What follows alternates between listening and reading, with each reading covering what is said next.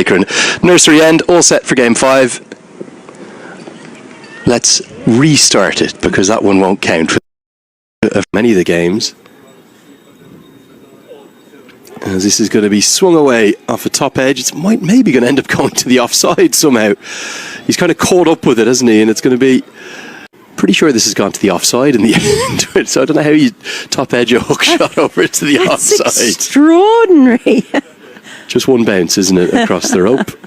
I tell you, a miracle the cameraman even knew vaguely which way that was going. Seeing the first Nepal fans really start to come to life in the crowd.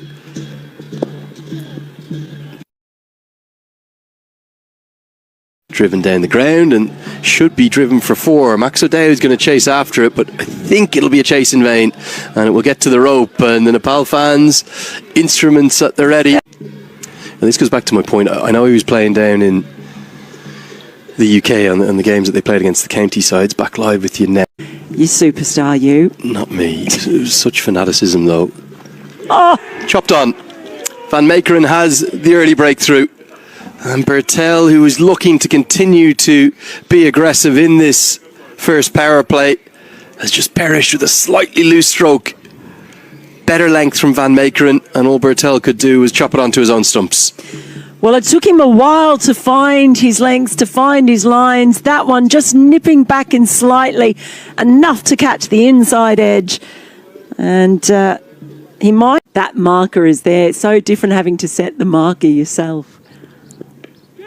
Edged and gone this time. We said it felt a little like a matter of time for Anil Shah, who just could never get settled at all. It's as easy a chance for Noah Kroos at second slip as the one that Wesley Baresi put down. He holds on and he will be getting a big pat on the back from Baresi in particular. Shah perishes for 2. Again, just opens a face and fences it. Great diving catch. He took the gloves while the captain was out injured. A pretty handy player to have in there in the slip. So not too much damage done by the drop of Baresi, because Anil Shah departs for just 2. Kind of a temporary trophy used, but that was a really fine sort of, almost looked a little bit as the reverse sweep comes out for at least a couple. May get to the rope actually, got a good piece of it, Bim Sharkey.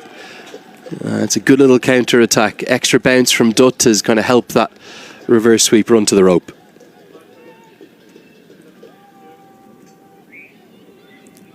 Yeah, really well played. Just got it over the head. Kind of a temporary trophy, putting on multiple occasions through different formats and structures. This is powerfully swept well in front to square. Races to the rope, beats the dive of Michael Levitt, and the 50 comes up in some style from Bim Sharkey. Good to see the locals getting involved as well. It's the first boundary we've seen in a while. Is played the sweep and the reverse sweep. On this occasion gets it forward because he's picked up the length so early. And that dive was a long way off in the end. It looks not know about it. I don't think players knew about it. Swept around the corner, swept out towards the rope, but not necessarily with enough pace to get there, as Michael Levitt does enough to save a run. You can just see there, it's a little heavy underfoot, isn't it? Yeah. Been quite a little bit of rain yesterday, and that's affected the outfield a bit slower today. Yeah, there are a couple of from Van Meekeren making inroads early. Van Meekeren is going to have to do some work in the field now. And they're going to come back as well. And is that close? No, back safely in the end. Yet again, we just see out. Nepal are starting to really get into this contest, Mel. And Powdle is looking to kick it along. That's an outstanding shot. I think that's going to be 6. I think it's landed on the rope. And it goes all the way. What a shot. The first maximum of the day. Picked up, hit against the wind, and gets enough of it to get a maximum. Yeah, the first piece of real aggression we've seen from the skipper. The United around the corner, over his shoulder, and that'll be 4. Bim Sharkey. He's not going to parry it down the ground, but he's going to use the pace on the ball and work it for a boundary. Got down low, got underneath it. It's not express pace, but he's picked that up beautifully. in the end. Nice little funky shot. Probably the most difficult batting circumstances we've seen as the pull shot goes out towards the fielder, and it's a simple catch. It's very well judged, and Michael Levitt strikes. The fifth bowler was attempted to be taken on, and Wesley Baracey makes up for that drop catch earlier in the inning. He looking to get on with it, hitting with the wind, but never really got it. Yeah, that was the side to go for, because it is with the wind, safely taken in the end. Financially sustainable, but the problem is a lot of these series are done ad hocly, so Denmark could get into the mix as well. This is cut away. Arif Sheikh's favourite stroke will bring up the 100 in real style. And a good ovation for that shot from the Iceman, who's now not battling the icy conditions, he's thriving in the sunny ones. It hasn't been an innings full of boundary shots at all. It's been mostly accumulation, but on this occasion, he just had enough width. Slashed that ball away with some real power. Yeah, you're spot on. 7 of the 8 centuries that Nepal have made have been on home soil, just the one away from home. Slashed away and picks the fielder out. Michael Levitt is 2. And Powdell can't believe what he's done. He's done the hard work. He's got to 35. He'll get no more as Teja Nidamanoru holds on to the catch. Nepal, they are stumbling here against the 5th bowler, Michael Levitt. Well, he's at it again.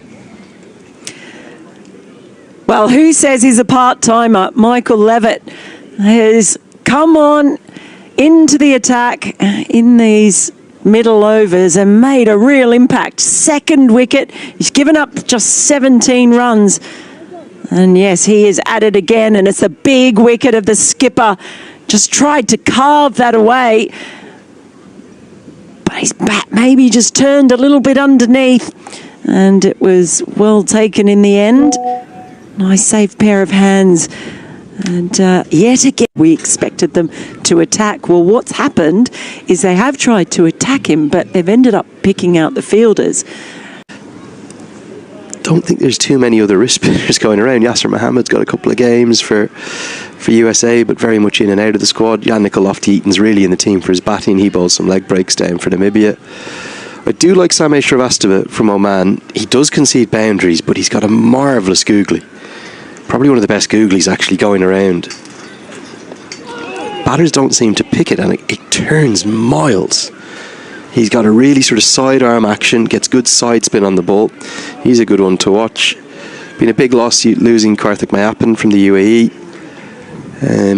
So yeah, not a huge amount of express pace and not a huge amount of mystery spin. That's probably the one area that this league could maybe do with discovering a few more players. This is slashed away, very fine. Oh, Klein does well, makes that look easy, but will concede the 2nd.